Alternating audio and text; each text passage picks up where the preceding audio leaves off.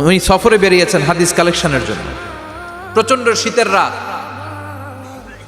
উনি মাগরিবের নামাজ, এশারের নামাজ পড়ে একটা মসজিদে শুয়ে পড়লেন, আর শুয়ে শুয়ে হাদিস পড়তেছেন। কি পড়তেছেন? কথা বলেন। আর মনে মনে ভাবলেন রাতটা মসজিদে কাটায় দেই, ফজরের নামাজ পড়ে আবার বেরোবো। কিন্তু দারোয়ান এসে বলে মসজিদে থাকতে পারবেন না, ওঠেন। দারোয়ান আছে না, কথা কন। আহমদ ইবনে হাম্বল বললেন আমি শুধু রাতটা থাকতে চাই, আমি তো ফজরেরও মুসল্লি, ফজর নামাজ পড়বো তো এই মসজিদে, আমার থাকতে দাও। দারোয়ান তো দেয় না, কেন? মসজিদে থাকার জায়গা না, জান মিয়া।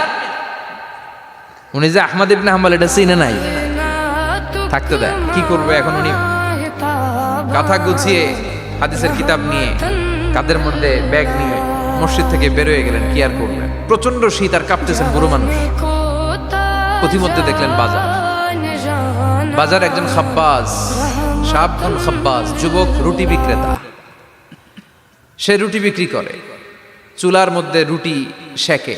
সে যে সালাম দিল আসসালামু আলাইকুম, যুবক বলে ওয়ালাইকুম আসসালাম। আহমদ ইবনে হাম্বল বলে যুবক আমার যাওয়ার জায়গা নেই, সফরে বেরিয়েছি, খুব শীতে কষ্ট পাচ্ছি, রাতে যদি তোমার এই চুলা থেকে একটু আগুন পোহাই কোনো সমস্যা? যুবক বলে না না সমস্যা না, আহলান ওয়া সাহলান, খোশ আমদেদ, আসেন আসেন, আপনি আগুন পোহাইলে আমার সমস্যা কি? সুবহানাল্লাহ পড়েন। আল্লাহ শুকরিয়া করে উনি বসলেন আর আগুন পোহাচ্ছেন। আর খেয়াল করলেন যুবক রুটি বানায় আর পরে আস্তাগফিরুল্লাহ, রুটির দলা বানায় পরে আস্তাগফিরুল্লাহ, খামির বানায় আর পরে আস্তাগফিরুল্লাহ, রুটি নিয়ে উনুনের ভিতরে চুলার ভিতরে সেকা দেয় আর পরে আস্তাগফিরুল্লাহ। দোকানদারের কাছে কেউ আসলেই সে রুটি দেয় আর পরে আস্তাগফিরুল্লাহ। ক্রেতার কাছ থেকে টাকা নিয়ে ক্যাশ বক্সে রাখে আর কি পড়ে? আবার রুটি বানানো শুরু করে আর কি পড়ে? খালি এইটাই পড়তেছে। ইমাম আহমদ ইবনে হাম্বল তো অবাক, কিরে এটা আবার কেমন যুবক, খালি আস্তাগফিরুল্লাহ। উনি প্রশ্ন করলেন যুবক ঘটনা কি? আসার পর থেকেই তোমার দেখতেছি তুমি রুটি বানাও, রুটি বিক্রি করো আর পড়ো আস্তাগফিরুল্লাহ, মালাকা ইয়া শাবাব। যুবক বলে আস্তাগফিরুল্লাহ আমার সবচেয়ে বেশি পছন্দের আমল, আমি সব সময় আঠার মতো ইস্তেগফারের সাথে লেগে থাকি আর সব সময় পড়তে থাকি আস্তাগফিরুল্লাহ, আর এর বদৌলতে আল্লাহ আমারে মুস্তাজাবুদ দাওয়া বানিয়ে দিয়েছে। আহমদ ইবনে হাম্বল তো অবাক, আনতা মুস্তাজাবুদ দাওয়া, তুমি মুস্তাজাবুদ দাওয়া, রুটিওয়ালা।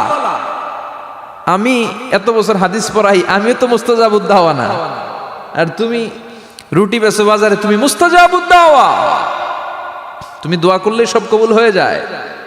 যুবক বলে না আনা মুস্তাজাবুদ দাওয়া, আমি আমার জীবনে যত দোয়া করেছি কবুল করে নিয়েছে কে? সব দোয়া কবুল করে নিয়েছে আল্লাহ, একটা দোয়া ছাড়া। কয়টা? আহমদ ইবনে হাম্বলের কৌতূহল, কিউরিসিটি আরো বেড়ে গেল। কি? সব দোয়া কবুল হয়েছে একটা দোয়া ছাড়া। মাযালিকা দোয়া ইয়া শাব, কি সেই দোয়া? যুবক এবার বলতে শুরু করলো আমার জীবনে যে দোয়াটা আল্লাহ কবুল করে নাই সেটা হচ্ছে আমি আল্লাহর কাছে অনেক চেয়েছি, অনেক দোয়া করেছি যে আল্লাহ শুনেছি এই জামানার সবচেয়ে বড় মুহাদ্দিস, তার নাম নাকি ইমাম আহমদ ইবনে হাম্বল। আল্লাহ তোমার কাছে আমার চাওয়া আমি যেন এই ইমাম আহমদ ইবনে হাম্বলরে দেখে মরতে পারি, আমি যেন ইমাম আহমদ ইবনে হাম্বলের হাতে হাত রেখে মুসাফা করতে পারি আর তার কপালে একটা চুমু এঁকে দিতে পারি।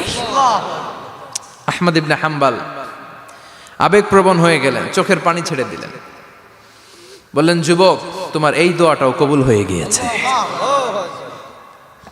আহমদ ইবনে হাম্বলের দেখা আর সাক্ষাৎ পাওয়ার জন্য আহমদ ইবনে হাম্বলের বাড়িতে তোমার যাওয়ার দরকার নাই, আহমদ ইবনে হাম্বল তোমার দরবারে ছুটে এসেছে। আনা আহমদ ইবনে হাম্বল মুহাদ্দিসুদ দাহর, আমি নিজেই আহমদ ইবনে হাম্বল।